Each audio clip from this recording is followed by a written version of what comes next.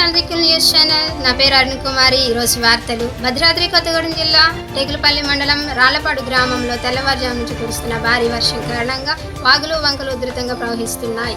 కూలీలు ఉపాధి పని కోసం వెళ్లాలన్నా, ప్రజలు వైద్యశాలకు వెళ్లాలన్నా తీవ్ర పరిస్థితులు ఎదుర్కొంటున్నారు. భద్రాద్రి కొత్తగూడెం జిల్లా టేకులపల్లి మండలం రాళ్లపాడు గ్రామం నైటు ఎడతెరిపి లేని వానలకు బాగా భారీ వాన వల్ల బాగా ఉధృతంగా వస్తుంది. రావడం వల్ల మాకు రాకపోకలకు చాలా అంతరాయం కలుగుతుంది.